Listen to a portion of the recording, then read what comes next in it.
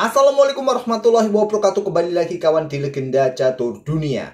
Masih dari turnamen Grand Chess Tour, Superbet, Polandia Rapid, dan Blitz 2025.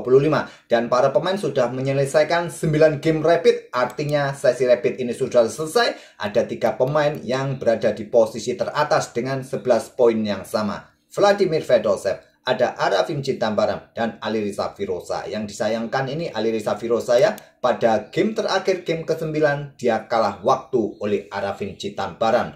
Andai saja bisa menahan remis kawan, maka Alireza yang menang di sesi Rapid ini.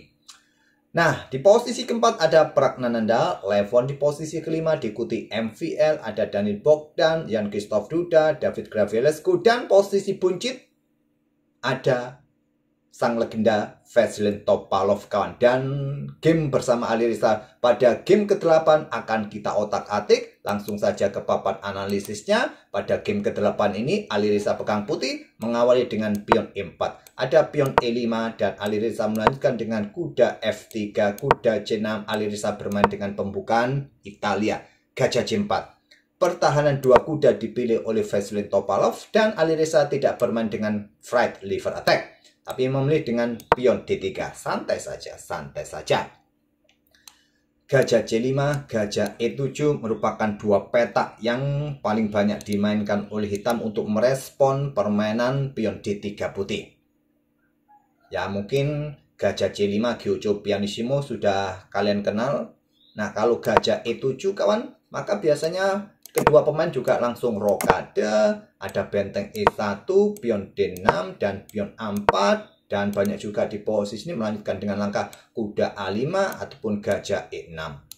Ataupun juga raja langsung geser meninggalkan diagonal terang panas ini. Tapi di sini Vasilin Topalov memilih opsi ketiga dengan pion H6-nya.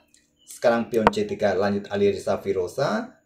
Berikan ruang ya, banyak sekali tujuan pion C3 ini kawan. Selain dukungan pertarungan petak D4 nanti, berikan ruang pergerakan bagi gajah menteri kalau ingin keluar, juga untuk persiapan serangan sisi kiri sisi menteri dengan pion-pion. Banyak sekali tujuan pion C3. Nah, di posisi ini paling banyak memainkan pion D6. Tapi engine menyukai dengan pion G5. Itulah yang dimainkan oleh Vasilin Topalov. Kalau dengan pion D6 di sini biasanya manusia akan melanjutkan dengan pengembangan kuda BD2 atau rokade. Kalau rokade sekarang pion G6, ataupun juga bisa melanjutkan langsung dengan pion G5. Tapi umumnya ya dengan pion G6 saja. Baru sekarang dobrak petak pusat dengan pion D4. Biasanya menteri langsung keluar ke petak E7. Ada benteng E1. Nah gajah G7 diikuti dengan pengembangan kuda BD2. Oke, saya harap kalian bisa sedikit menghafal konstruksi permainan di permainan pion D3 dari pertahanan 2 kuda.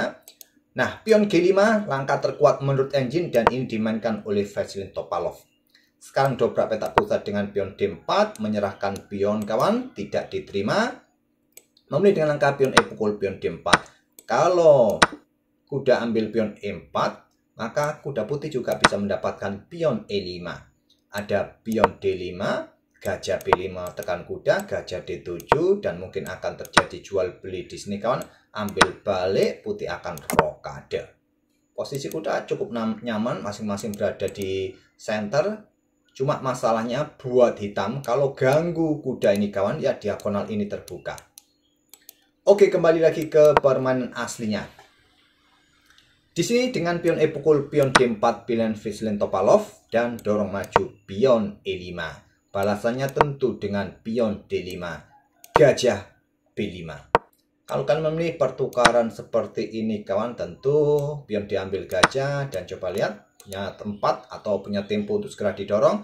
Kalau kuda pukul pion D4 langsung, mungkin kuda pukul kuda di sini, ambil balik menteri, dan jual beli juga mungkin dilanjut. Ya. Nah, apa yang menjadi keunggulan hitam di posisi ini kawan? Jumlah pion sama. Masing-masing juga cukup mengkhawatirkan posisi raja. Apa yang menjadi keunggulan hitam? Ya, sementara kita lihat dia masih bisa bermain dengan sepasang gajah. Dan juga diagonal-diagonal juga mulai terbuka ya. Untuk pergerakan ruang ini, ya pion ini cukup mengganggu, nanti masih bisa di backup lah. Tapi masih cukup menarik untuk dilanjutkan, tapi bukan pilihan terbaik buat putih untuk ambil kuda F6. Gajah B5 langkah bagus, dan selanjutnya di sini ada kuda E4. Rokade, ada satu game yang pernah memainkan di posisi ini memilih dengan langkah kuda ambil pion D4. Ada yang berakhir menang buat putih, ada yang berakhir kalah buat putih. Jadi memilih rokade, dan ini merupakan langkah baru yang belum pernah terjadi sebelumnya di langkah ke-9 putih. Lanjut dengan pion D3, serahkan kembali pion ini untuk mendapatkan tempo ya. Menteri caplok pion D3, kuda C5 serang menteri, kemudian menteri mundur ke C2. Setelah gajah G7 menyerang pion ini kawan, di sini ada gajah E3 terlebih dahulu serang kuda. Kuda mundur ke E6, dan langkah terbaik buat putih seperti yang ditunjukkan panah biru ini kawan. Tapi Alireza memilih untuk segera buka lajur D kawan, dan berikan tempat bagi pengembangan kuda C3. Dengan kuda ke D4 kawan, menekan kuda di sini. Kalaupun hitam yang mendahului pertukaran kuda pukul kuda, maka struktur pion kalian cukup bagus di center ya. Tetap posisi kuda dalam posisi terancam. Kalau rokade ya kalian bisa melanjutkan, tahan diri juga, kembangkan perwira. Kalau kuda tadi di sini bergerak untuk ancam kuda C6, kalian backup dengan gajah D7, maka kalian bisa melanjutkan gajah sikat kuda terlebih dahulu. Ambil balik, maka kuda caplok kuda E6, terbuka serangan buat menteri ke G6 cek, gajah dalam posisi terancam. Kalian geser, maka ada gajah C5 cek, geser ke sini, menteri ambil pion ini cek, geser ke sini, dan bisa melanjutkan melakukan skak lagi, nggak masalah dengan menteri, ataupun keluarkan mungkin cek dulu ya, untuk benteng ini nggak bisa keluar, baru keluarkan kuda D2. Sangat ribet kawan. Satu analisa lagi ya, saya akan tunjukkan tadi dengan gajah D7, kalian ambil menggunakan pion supaya gajah bisa menjaga kuda di sini, tetap disikat, ambil balik, dan gajah ke D4 untuk menjaga pion di sini. Diikuti pion ini, siap didorong juga, bongkar permainan hitam kawan. Oke, kembali lagi ke permainan aslinya. Tapi Alireza bermain dengan pion C4 saja. Sebaiknya langsung rokade, tapi memilih membuka lajur D. Dengan pion D pukul pion C4, Vasilin Topalov, tentu benteng D1, gajah D7, ada kuda C3, lanjut Alireza melanjutkan pengembangan.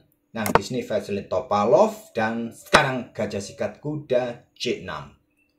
Ambil balik menggunakan pion, pionnya bertumpuk 3 kali kawan.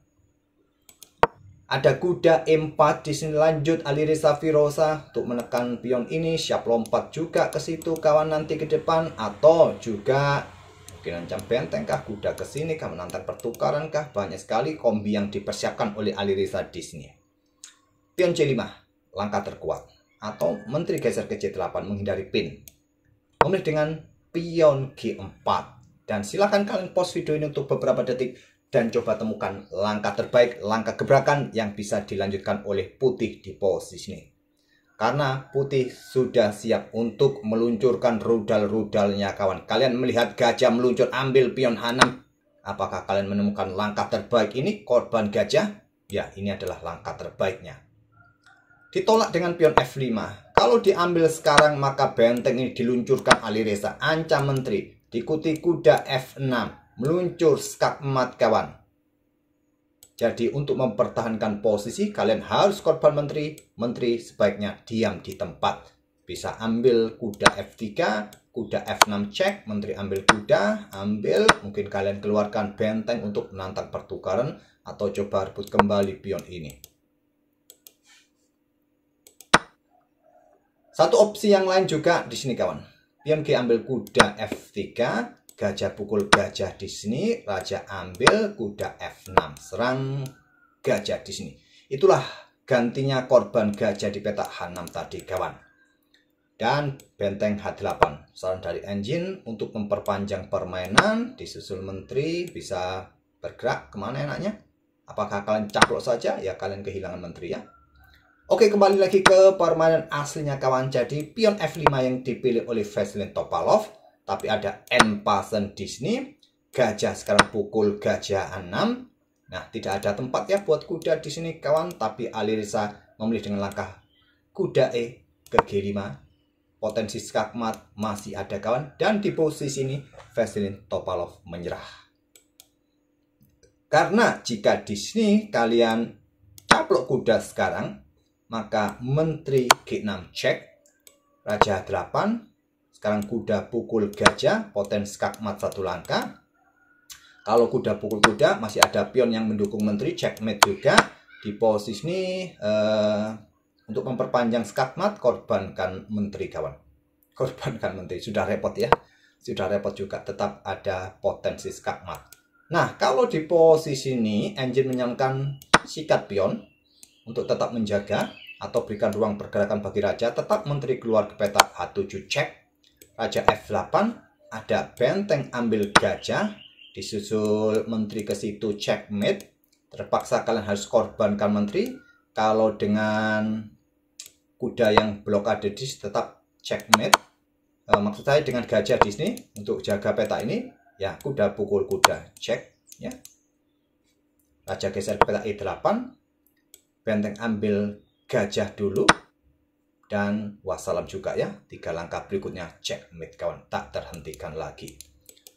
Oke, game yang terbilang pendek hanya 20 langkah saja kawan. Cukup menghibur, itulah ide-ide dari Ali Reza. Tidak pernah membosankan. Kombinya sangat-sangat menakutkan kawan. Semoga bisa menghibur kalian dan menginspirasi kalian. Dan kita akan bertemu di video-video berikutnya. Terima kasih. Wassalamualaikum warahmatullahi wabarakatuh.